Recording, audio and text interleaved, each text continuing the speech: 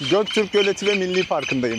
Göktürk Göleti'ne doğru Milli Park alanına giderken karşıma çıkan restoranlardan da fiyat bilgisi almaya çalışırım. İstanbul'un su ihtiyacını karşılayan kaynaklardan biri olduğunu duydum. Bilerek mi kurutuyorlar diyorsun? İstanbul'un birçok merkezi lokasyonuna yakın bir konumda aslında Göktürk. Ben mesela eğer çok gölle yakın olmak istemiyorsanız şurayı tercih edebilirim. Direkt ormanın içinde, ağaçların arasında, daha bir izole. Bana eşlik edin. Göktürk Milli Parkı'nın girişine geldim. Tabii önce bir otopark fiyatlarını, giriş ücretlerini size göstermek istiyorum. Neticede ilk geldiğiniz yer bu nokta olacak. Tarım ve Ormanlık Bakanlığı'na bağlı 2011 senesinde burayı tabiat parkı haline getiriyorlar. Göktürk Mahallesi'nde yer aldığı için de ismini Göktürk Göleti olarak koyuyorlar. Bugün günlerden pazartesi, dolayısıyla çok bir kalabalık yok. Biliyorsunuz ben kalabalık günlerde çok çekim yapmayı sevmiyorum. Şimdi burada aslında arkadaşlar şu bilgiyi vereyim, saat 8'de Milli Park kapanıyor. Yani ateşli piknik yapmaları yasaktır derken bunu anlatmak istemişler. Burada kamp yapılmasın, misafirler 8'de yavaş yavaş Milli Parkı terk etsinler diye. Şuradaki yazıları ben göstereyim size. Bakın buradaki otopark nasıl?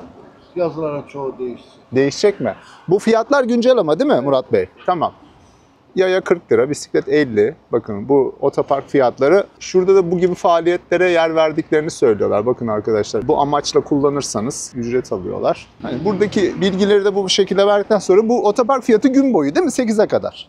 Tamam. Teşekkür ederim. Kolay gelsin. İçeri girdiğimizde geniş bir park alanı bizi karşılıyor. Ben en son buraya 2018 senesinde gelmiştim. Burada bu işletmeler yoktu. İşletme sayısını falan arttırmışlar. Buradan restorana giriş var. Buradan da devam edebilirsiniz ama asıl Milli Park'a giriş yeri burası. Aracın yasak olduğu. Hemen bu kenardan yaya bir şekilde yürüyüşünüze başlayıp göle doğru devam edebilirsiniz. Esenler Belediyesi olayına gelince normalde Eyüp Sultan sınırları içerisinde, yani internette araştırdığımda yine Eyüp Sultan'a bağlı olarak görünüyor ama Esenler Belediyesi sanırım kontrol altına almış burayı. Yani birkaç kişiden öğrendiğim bilgi bu, biz de şaşırdık diyorlar. Niye böyle bir şey oldu? Yorumlara varsa farklı sebepleri yazarsanız sevinirim. Bilgi sahibi olmuş oluruz en azından biz de. Yukarıdaki o restoranın devamı arkadaşlar.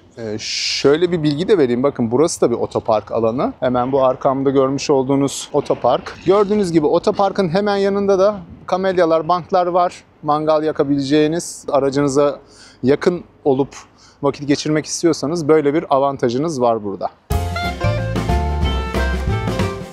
Açık otoparkın yanında burada tuvaletler var. Tuvaletleri de göstermek istiyorum size. Bakın burada şöyle musluklar var. Ücretsiz bir şekilde girip kullanabilirsiniz. Böyle bazen videolarda üstümde başımda böyle tüyler, nokta nokta tozlar falan görebilirsiniz. Oldukça sokak hayvanlarıyla, evdeki kedilerle haşır neşir olduğum için çok böyle şey yapmıyorum. Kendimi temizleyerek vlog çekmiyorum. Hatta bakın şurada sabah evdeki Freud Bey bir tırmık attı. Buradan bu şekilde restoran alanına ulaşabilirsiniz. Göktürk Göleti'ne doğru, Milli Park alanına doğru giderken karşıma çıkan restoranlardan da fiyat bilgisi almaya çalışırım. Kolay gelsin. Bu Milli Park'a ait bir restoran mı? Bu işletmeye ait mi? Şahsi işletme mi? Bir ismi var mı buranın? Esenbahçe. Esenbahçe. Tamam, teşekkür ederim. Çekim yapabilir miyim içeride YouTube kanalı için? Sağ ol. Özgür Uçakçıoğlu. Sağ olasın. Müsaademizi istedik. Buradaki kare kodları ben şöyle yaklaştırayım arkadaşlar size. Siz videoyu durdurup kare kodları telefonunuzdan okutup buradaki bilgilere ulaşabilirsiniz. Bakın burada menü fiyatları da var. Şöyle güzel bir, havaların güzel olduğu zaman bahçe alanı da yapmışlar. Burada böyle bir çay ocağı var. Çocukların oynaması için de buraya şöyle şık, güzel bir çocuk parkı yapmışlar. Bakın. Her pazar açıkta kahvaltı varmış. Bu arada reklam değildir bu. Serpme kahvaltı. 2 kişi fiyatı bu. Evet, 2 kişi 1400 lira. Kahvaltı tabağı almak isterseniz 645 lira. İşte yumurta fiyatları. Yani şöyle gösteriyorum ki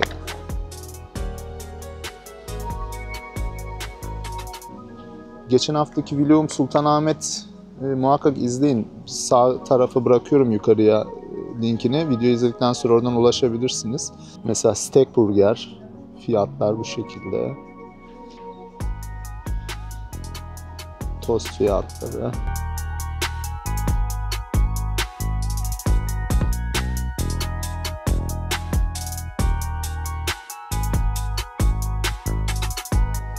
Bakın oldukça derli toplu, güzel bir mekan, temiz. Evet, şöyle içeriye de girelim. Şimdi dışarısı güzel olduğu için hava kolay gelsin. İnsanlar dışarıda oturuyor. Burada şöyle güzel bir cam şömine de var. Kışın keyifli olur.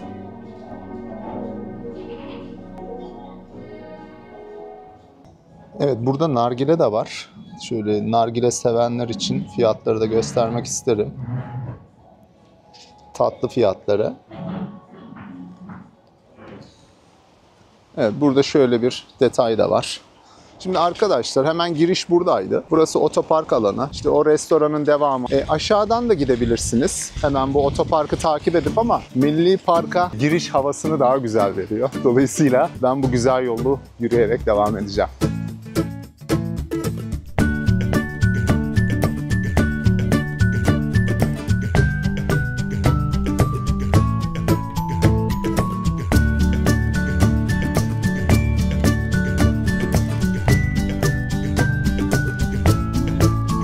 Şimdi Tabiat Parkı'nın hemen Milli Park'ın bu girişinde şurada şöyle bir detay var. Bunu yola doğru koymuşlar ki misafirler iyice şöyle okusun, ona göre hareket etsin diye.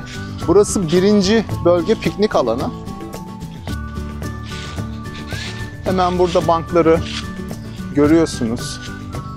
Etrafta çöp yok. Yani çok çöp yok derken böyle rüzgarın uçuşturduğu ufak tefek çöpler var. Şöyle alalım da gözümüze çarpanları en azından. Oldukça güzel. Şöyle rahat edebileceğiniz bir eğim üzerine kurulu. Bank sayısı da bu bölge için yeterli. Şöyle yukarı doğru yürüyeyim sizin için ki alanın genişliğini biraz daha görün istiyorum. Bakın.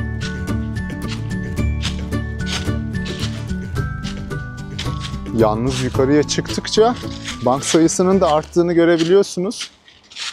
Yani bu ormanın içine doğru derin bir şekilde devam ediyor.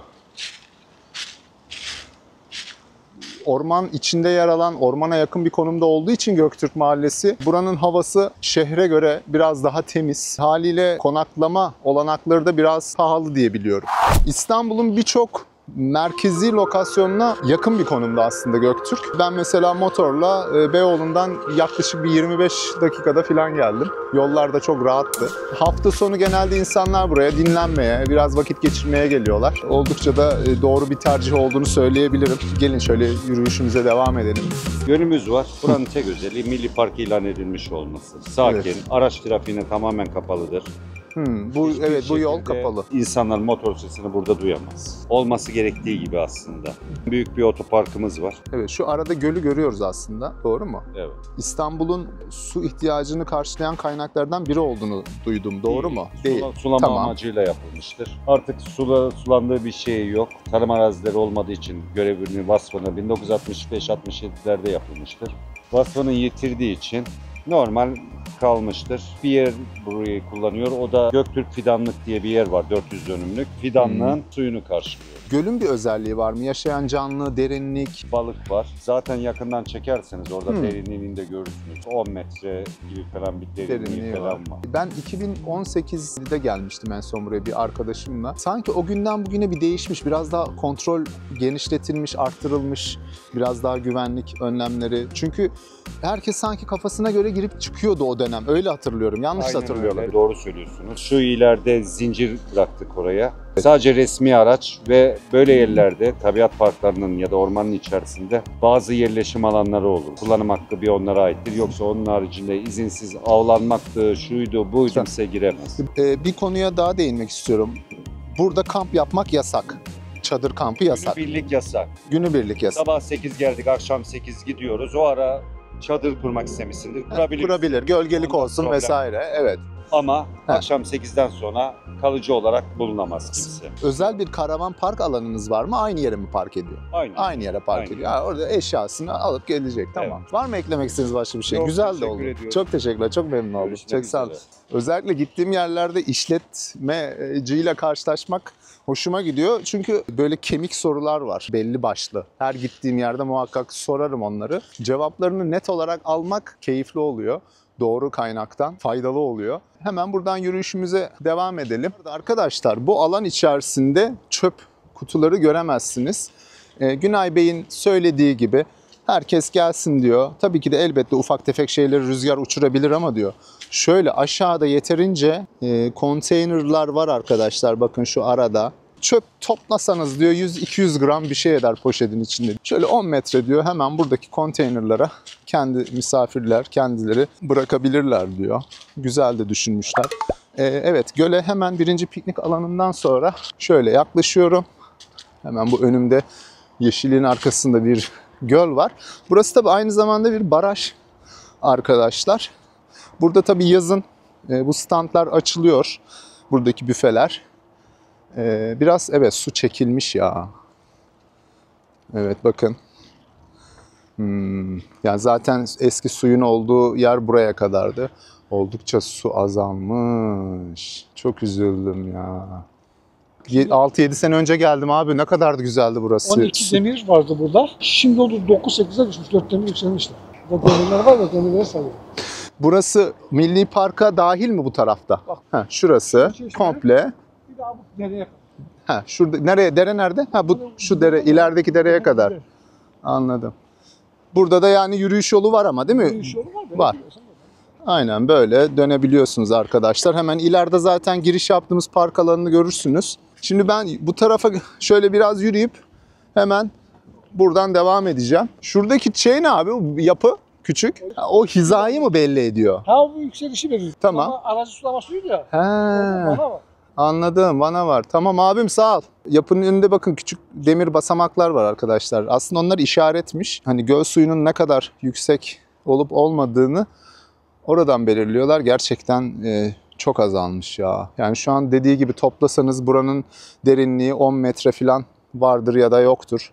Özellikle bu en son 23 Nisan'daki depremden sonra biraz çökme oldu sanırım. Evet şimdi arkadaşlar hemen biz bu baraj setinin üstündeyiz. Bu yolu baraj setinin üzerine yapmışlar.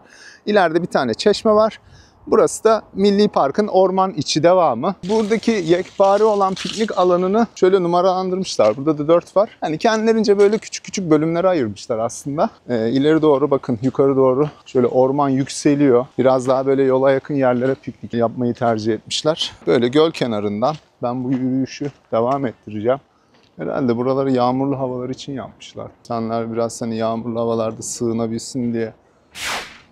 Belli noktalara böyle ocaklar koymuşlar. Bunların altını da böyle betonlamışlar. Günay Bey'in ısrarla vurgulamak istediği şeyler aslında bu gibi ayrıntılar. Ne kadar temiz bırakırsak gelecek nesillere veya bir sonraki gelişimize de bu güzelliği daha doğru aktarmış oluruz.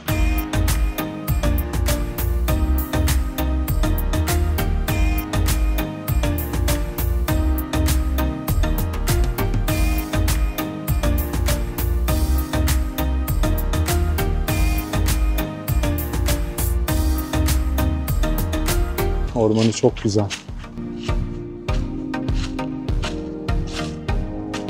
Tabii orman içinde yürüyüşler sırasında kendiliğinden oluşan böyle minik patika yollar. Evet, hemen bu ormanın içinden çıkıp tekrar yola bağlanıyorum.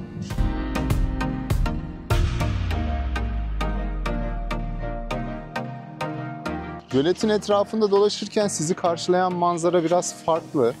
Her ne kadar gölün suyu biraz çekilmiş olsa da tüm bu detaylar buradaki doğal yaşamın hala korunduğunun biraz göstergesi niteliğinde. Burası sadece küçük bir göl değil arkadaşlar. Aslında harika bir ekosistem var burada. İstanbul'un temposu bazen iç sesinizi bastıracak kadar kuvvetli olabiliyor. Ama Göktürk Göleti ve Milli Parkı bu gürültünün içinde kendine bir soluklanma alanı yaratmış gibi duruyor adeta. Evet, göl biraz çekilmiş, biraz kenarlar çorak görünüyor ama çok tuhaf derecede de dinlendirici bir tarafı var. Bu bulunduğum alanda ateşli mangal yapmak yasak. Mangal alanı orası. Fakat bu alanda da örnek veriyorum günübirlik çadırınızı kurup masanızı sandalyenize atıp akşam 8'e kadar vakit geçirebilirsiniz. Dileyen misafirler tabii burada mangalını yapabilir ama ben olsam şöyle yaparım. Bakın. Şuraya koyarım sandalyemi masamı. Şöyle gölün tadını çıkarırım. Bisikletlerinizle de gelebilirsiniz. Yürüyüş yapmak için gerçekten çok ideal bir yer. Bakın giderek göl ile yol arasındaki o bölge genişliyor. Daha da ormanlık, ağaçlık bir hal almaya başlıyor. Göktürk Göleti ve Milli Parkı Belgrad Ormanı'nın bir devamı niteliğinde. Yıllardır böyle kabul görmüş durumda. İstanbul'un merkezi konumlarına en yakın milli parklardan biri olmasına rağmen buraya geldiğinizde sanki İstanbul'un içinde değilmişsiniz gibi hissediyorsunuz. Böyle hafif koşu, bisiklet, trekking yapmak isterseniz, kendinize böyle rutinler, hobiler oluşturmak istiyorsanız en yakın lokasyonlardan biri Göktürk Göleti. Bakın şöyle aşağıya oluşmuş bir patika yol daha var. Buradan girmek istiyorum. Özellikle Karaçam, Sahil Çamı, Saplımeşe, Doğu Kayını, Gürgen türleri baskın. Bu civara yerleşmiş insanlar biraz doğayı, ormanı seven insanlar mı değil mi onu bilmiyorum. Ama hızlı yapılaşma, kentleşme özellikle son zamanlarda bu Kemerburgaz, işte Göktürk Mahallesi, Kemerburgaz biraz daha ormana yakın olma, temiz havaya ulaşım sağlama çabası ne yazık ki buranın biraz daha daralmasına sebep oluyor. Biraz böyle düşünüyorum ben. En azından 2011 yılında bu kadar bir alan koruma altına şimdilik alınabilmiş. Videoyu izliyorsanız takip, beğeni, en azından bir yorum yapmayı unutmayın arkadaşlar. Teşekkür ederim. Bazı izleyicilerim, takipçilerim bazı videolarımın kısa olduğunu söylüyor ama ben çok detaya girmiyorum. Şimdi örnek veriyorum, Göktürk Göleti ve Milli Park'ını tanıtıyorum. Burayı yarım saat, 30 dakika, 40 dakika tanıtamam. Tekrarlara girmiş olurum. Siz de sıkılırsınız. Bunu yaşamanızı da istemem. Olabildiğince özet, net, faydasını görebileceğiniz bilgileri aktarıyorum ki buraya geldiğiniz zaman gerçekten o bilgilere sahip olup gelin ve ona göre hazırlığınızı yapın, mutlu gelin. Ben 1 saatte hazırlarım videoyu. Yürürüm, konuşmam. Oradan o görüntüyü alırım, buradan bir görüntü alırım ama çünkü benim için en önemli şey ilk önce bilgi, doğru bilgiyi size doğru şekilde aktarmak. Elimden gelenin en iyisini yapmaya çalıştığım için böyle oluyor. Yürüyüşümüze devam edelim. Sen ne yapıyorsun tek başına burada? Gel mama vereyim sana, gel.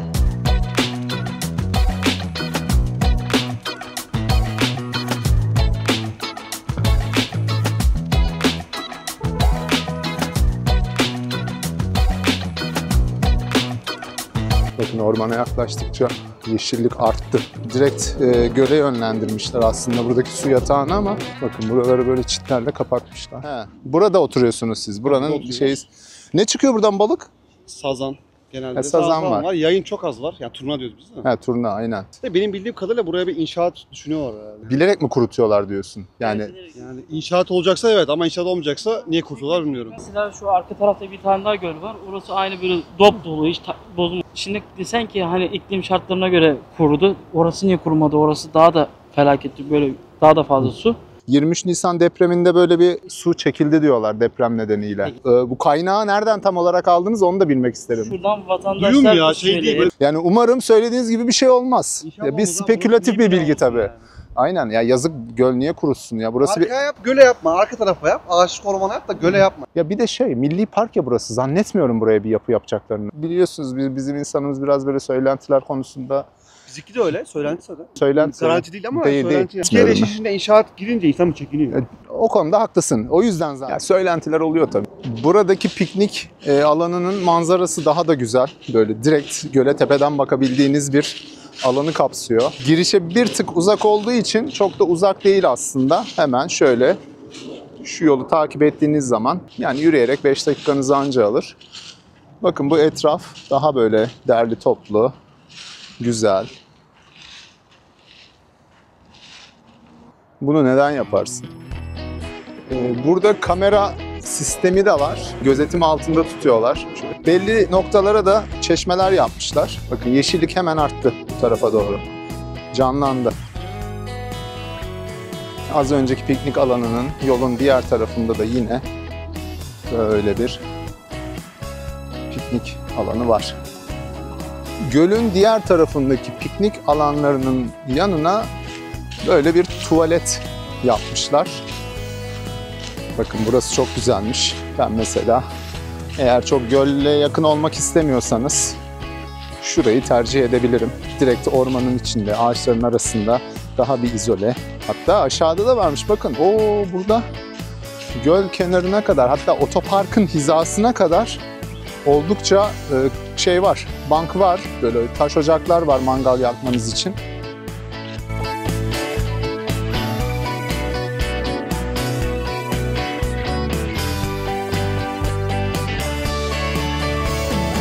Su sıkıntısı yok. Oldukça fazla bir çeşme sayısı var. Hemen hemen her piknik alanının yanında muhakkak 3-4 bölmeli bir çeşme var. Evet, halkamızı, yuvarlağımızı çizerek göstereyim, şöyle bu noktaya geldim.